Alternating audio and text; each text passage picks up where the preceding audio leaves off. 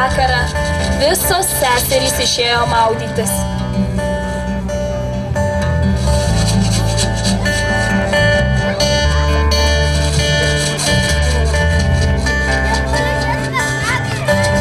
Pasipuškinusios ir išsipraususios išlipo ant kranto apsirėdyti.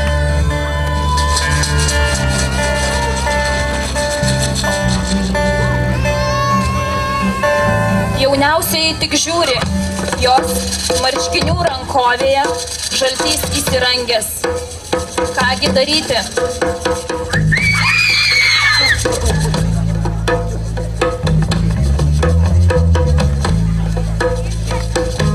Please, give a blow. You marry me. Ir prašo Eglė. Yes, I will marry. Just please give us back our clothes.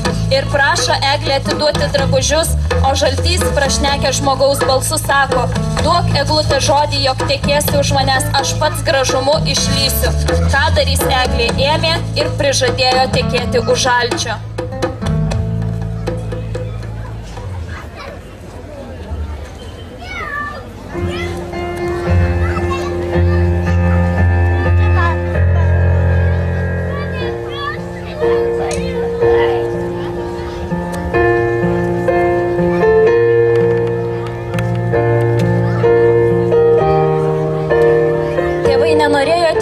Kad turės atiduoti savo jauniausiąją ir gražiausią dukrelę.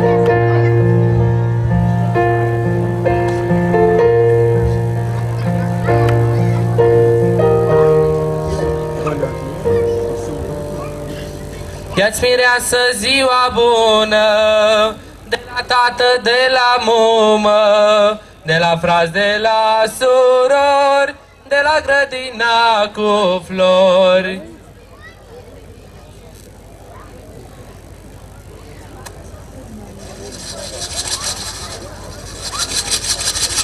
Tačiau po 3 dienų visas žalčių pulkas atšliaužė į jų kiemą.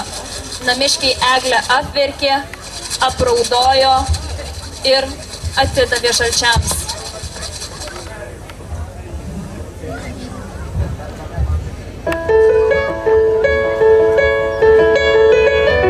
Pagaliau Eglė su visais palydovais priėjo pajūrį. Ten jis sutiko gražų jaunikaitį jos belaukiantį. Šis pasisakė esąs pats žaltys lindėjęs jos marškinių rankovėje.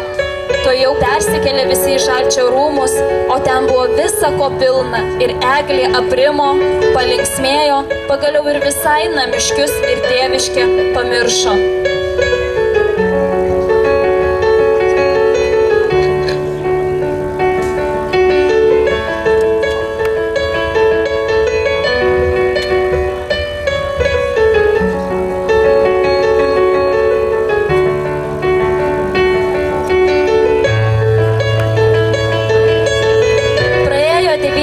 Eglė jau susilaukė 3 sūnų – Ąžuolo, Uosio ir Beržo, bei vienos dukrelės Drebulės.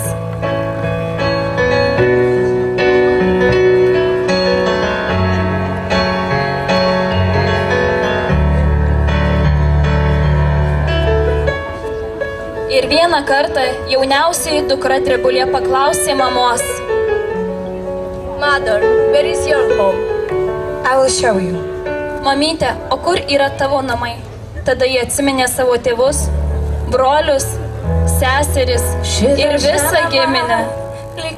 Žilvinas palydėjo, perkelė per mares ir įsakė, kad viešėtų tėviškėje nedaugiau kaip 9 dienas ir vėl grįžtų.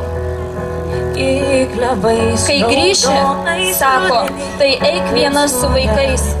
Ir atėjusi ant jūros kranto, taip šauk mane.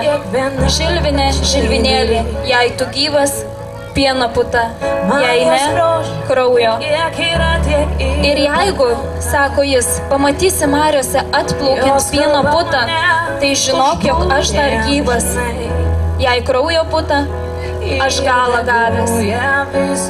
O jūs, vaikai, šiukštu neprasiterkite, kaip mane šaukti reikia.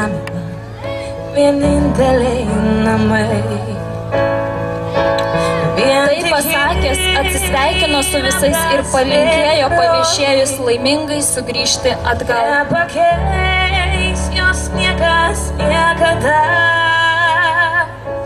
jei vienai tu viską paaukoji, tavo pradžia ir tavo pabaiga.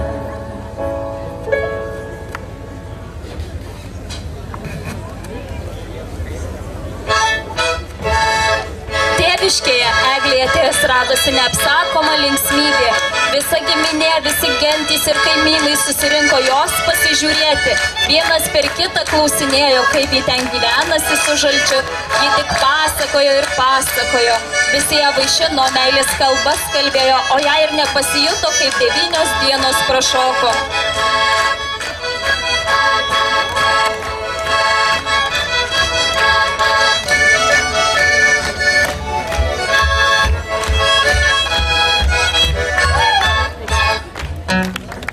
Tuo tarpu jos broliai, seserys ir tėvai galvojo, kaip čia padarius, kad jai grįžti nebereikėtų. Ir sutarė, reikia iškvosti iš vaikų, kaip jau motina sugrįžusi prie marių šauksanti savo vyrą, o paskui nuėjus į pamarę jį pašaukti ir užmušti. Taip nutarė, pirmiausia išsivedino jie vyriausiai Eglės sūnų Ąžuolą į girią, apstojo jį ir kamantinėjo, bet šis apsimetė, nieko nežinas. Antrą dieną įsivedė uosį, paskui beržą, bet ir iš šitų nieko neišgavo. Pagaliau išsiviliojo jauniausią Eglės dukterį Drebulę. Toji iš pradžių taip pat sakėsi nieko nežinanti, bet pamačiusi rykštės tuoj pat viską išplepėjo. If alive, may the sea from milk. If dead, may the sea from blood. Jei gyvas, atplauk pieno puta, jei miręs, kraujo. Tada visi 12 brolių paėmė dalgius, nutraukė į pajūrį, atsistojo ant kranto ir šaukė.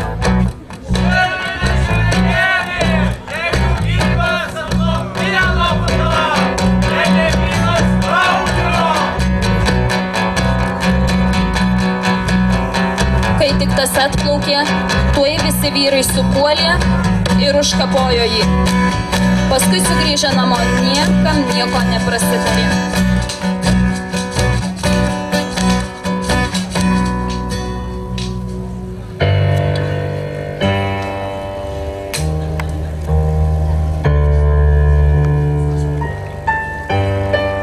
Praėjo ir 9 dienos, Eglė atsisveikino su visais, nuėjo į pajūrį ir šaukė Žilviną. Žilvinė, Žilvinėlė, jei tu gyvas, atplauk pieno puta, jei negyvas, kraujo. Suviksėjo sujudo jūra iš padugno ir Eglė pamato atplaukiant atliuliuojant su bangomis kraujo putą ir išgirdo savo vyro balsą. Tavo 12 brolių mane dalgiais užkapojo, mano šūkį jiems išdavė Drebulė, mūsų mylimiausioji dukrelė. Susigraudino Eglė, apsiverkė ir atsigręžusi į vaikus tarė: Drebulė, kad tu pavirstum į drebulėlę ir drebėtum dieną naktelę. Sūnums, stokit sūneliais stipriais medeliais, o aš jums, mamelė, liksiuos eglelė. Kaip ji ištarė, taip ir įvyko.